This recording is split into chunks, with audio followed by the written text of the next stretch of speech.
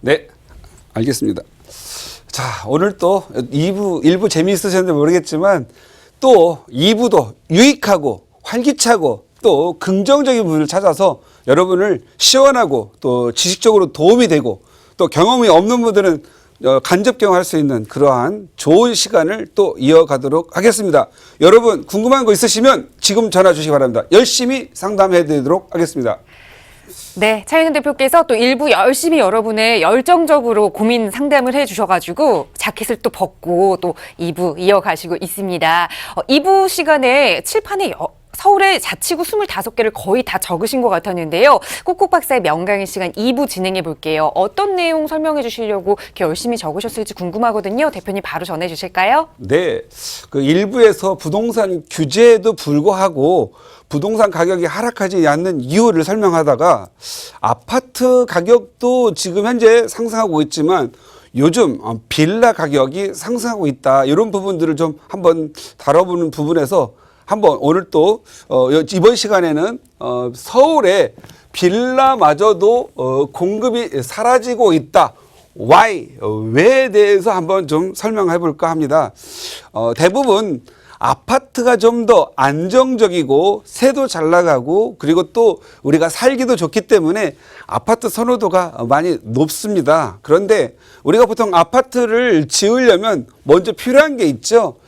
단독주택과 빌라가 노후도가 돼서 아파트로 지어지기 때문에 아파트가 한번 필요합니다. 그런데 아파트는 한번 지어지면 영원히 재건축을 통해서 아파트로 가겠지요. 그런데 최근 빌라마저도 공급이 좀 끊어지는 현상이 좀 보여서 빌라도 이제는 좀 관심을 가져야 될 때가 아닌가 싶습니다. 제가 또 그동안 뭐 아파트 할 때는 맨날 아파트만 한다고 하고 또 빌라면 빌라쟁이라고 하는 부분이 있는데 그런 부분들은 중요한 부분이 아니고 여러분이 이 부동산에 대한 실력을 체득하는 부분이 중요한 거기 때문에 진도 나가보도록 하겠습니다. 빌라가 뭐냐? 빌라는 우리가 공동주택 중에서 세 가지가 나눠지죠. 공동주택은 아파트, 그리고 다세대 주택, 연립주택 이렇게 나눠집니다. 아파트는 영어죠. 여기에 맞서서 영어로 나온 부분이 빌라입니다. 빌라는 건축법상의 용어가 아니고 그냥 우리가 다세대 주택과 연립주택을 통칭해서 아파트를 대응하는 말로 빌라라고 합니다. 아파트는 비싸고 또 서민들이 아무래도 사는 게 빌라겠죠. 물론 빌라도 두 가지로 나눠지죠. 고급 주택, 고급 빌라 뭐 이렇게 나눠진다면 또 빌라는 서민용 또는 원룸 주택, 투룸 주택, 쓰리룸 빌라 이런 식으로 나누어집니다. 지금 서울에 이 서민들이 사는 빌라마저도 신축들이 사라지고 있습니다. 과거에 2013년 이전에 빌라들은 대부분 계단, 엘리베이터가 없는 형태로 공급이 됐죠. 근데 최근에 이 빌라도 이 건폐율을 계산을 할 때 엘리베이터 부분을 장애인용 엘리베이터를 넣으면 건폐율에서 빼주어서 좀 더 크게 지을 수 있도록 해주면서 이제는 이 장애인 엘리베이터를 넣으면서 건폐율을 그대로 활용하기 때문에 모든 대부분의 다세대 주택과 연립주택은 지금 현재 엘리베이터를 넣고 있습니다. 그러다 보니까 엘리베이터를 많이 넣다 보니까 살기가 좀 편해지죠. 보안장치 해주죠. 그러다 보니까 지금 현재 큰 비싼 아파트를 사지 못하시는 분들이 있으시면 신혼부부라든가 또 연세 드신 분들 또 서울에 올라오시는 분들 이런 분들이 다세대 주택, 연립주택 그리고 즉 빌라에 대한 선호도가 굉장히 높아졌습니다. 그런데 이 2019년 6월 지난달 지금 빌라의 건축 신청 및 허가 현황을 보면은요. 급격히 떨어진 걸 좀 볼 수 있습니다. 지금 현재 강동구, 서울에는 25개구로 형성되어 있는데 25개국에 강동구에 9개, 강남의 그 넓은 데가 다 빌라 신청한 게 지금 3개밖에 되지 않습니다. 그리고 강북 6개, 강서 8개, 관악 5개, 광진구도 꽤 수요가 많은데 9개, 구로구도 수요가 좀 많죠. 6개, 금천구는 최근에 좀 많이 지어지는가 봅니다. 16개, 노원구, 도봉구는 이제 한계입니다. 도봉구 같은 경우에는 노원구와 도봉구는 아마 좀 많이 공급이 많아서 그렇지 않나 싶고요. 동대문구 3개, 동작구 3개, 마포구 6개, 서대문구도 수요가 많은데 1개, 서초구도 수요가 많은데 5개, 성동구도 많지요. 3개, 성북구 6개, 송파구가 여진이 좀 있어서 그런지 14개, 지금 가장 많은 것 중에 하나인 것 같습니다. 그 다음에 양천구 6개, 영등포 4개, 용산구 2개, 그 다음에 은평구 8개, 종로구 2개, 중구 2개, 중랑구 6개. 그래서 총 지역이 서울 25개구가 지난 6월에 지금 현재 건축허가 신청 및 허가 현황이 138밖에 되지 않습니다. 이게 워낙 구가 많아서 조사하는데 바삐 조사하다 보니 표준 오차는 플러스 마이너스 10% 정도 감안해서 주시면 될 것 같고요. 여러분들이 지금 현재 좀 주시해야 될 거, 아무래도 강남 쪽 지금 3개밖에 되지 않습니다. 주시해봐야 될 것 같고요. 관악구가 지금 현재 5개 주시해봐야 될 것 같고, 역시 구로구 쪽도 수요가 많이 있습니다. 구로구 보셔야 될 것 같고, 노원구도 역시 좀 어느 정도 수요가 있습니다. 노원구 1개밖에 나오지 않았네요. 관심 가져봐야 될 것 같고, 동대문구도 수요가 굉장히 많은데 3개밖에 안 되는, 놀라울 정도로 적습니다. 관심 가져봐야 될 것 같고요. 동작구도 역시 3개로 적습니다. 관심 가져봐야 될 것 같고요. 마포구는 6개 정도, 마포구의 수요에 비하면 6개면 굉장히 적죠. 서대문구도 역시 한번 관심 가져볼 만합니다. 서초구는 당연히 정보사 부지 개발 지금 호재로 있기 때문에 당연히 관심 가져야 될 것 같고요. 성동구도 역시 직장인 수요가 많이 늘어나고 있다. 그래서 가져볼 만하고요. 그 다음에 영등포, 용산은 좀 공급이 좀 많지요.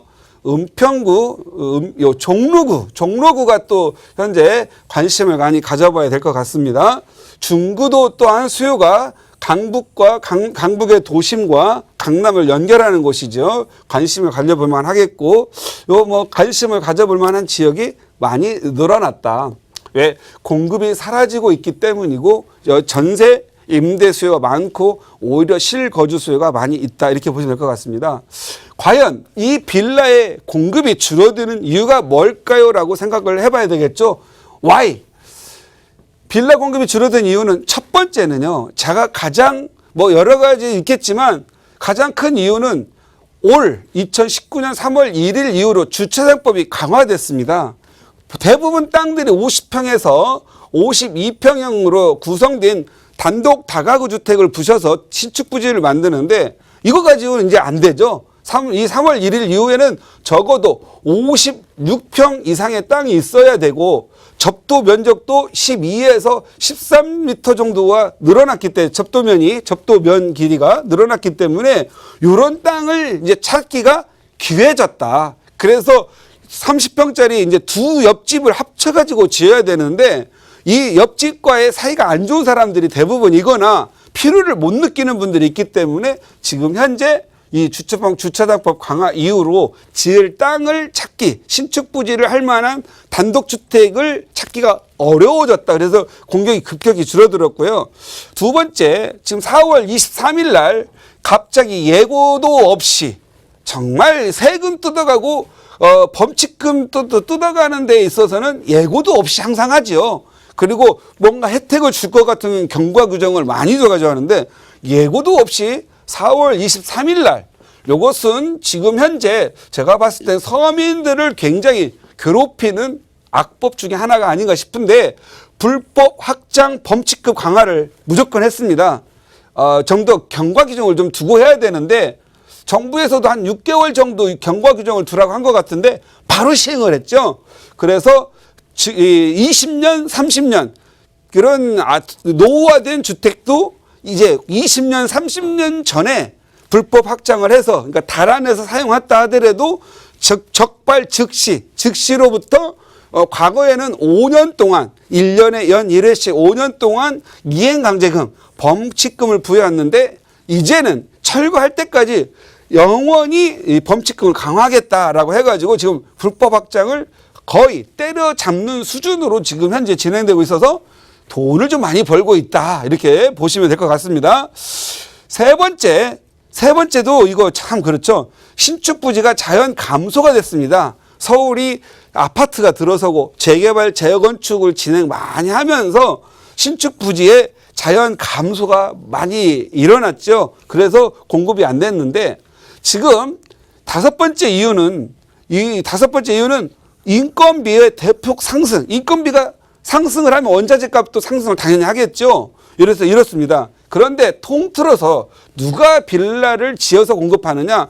자그마한 전통적인 빌라를 지어서 공급하는 사람들이나 아마 뭐 저희 같은 시행사나 시공사들이 공급을 하게 되는데 지금 근본적으로 1에서 이 5가지 항목을 보면은요. 이 빌라를 짓는 사람들이 고비용과 땅을 못 구해가지고 결국은 지어도 사업성이 안 난다는 거죠. 이익이 안 나기 때문에 이제는 공급을 중단해야 되는 사태에 이르렀다 이렇게 보시면 됩니다. 그래서 줄어든 이유는 간단하죠.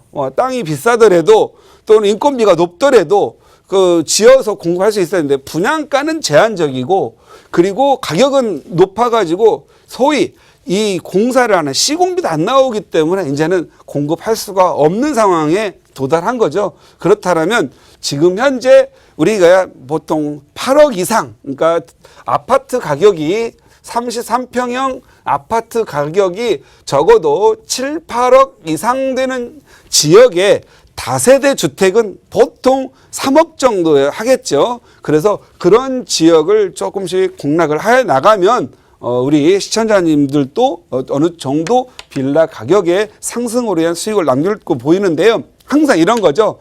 내 메인 아파트는 항상 있어야 됩니다. 내 대들보 아파트가 있고 소액으로 여유자금 있으신 분들은 이렇게 다세대를 사는 게 좋지. 내가 내 집 아파트도 다 준비하지 않고 그냥 이런데 빌라만 좀 사는 거 요건 저는 좀 아니지 않느냐. 그래서 저는 나름대로 이렇게 어느 정도 내 집 마련하신 분들이 투자하기에 좋은 부분들 한번 고려해 보시고 그동안 많이 외면했던 다세대 주택, 연립주택 시장에도 관심을 가져보셨으면 하는 마음에 요 강의를 올려보았습니다.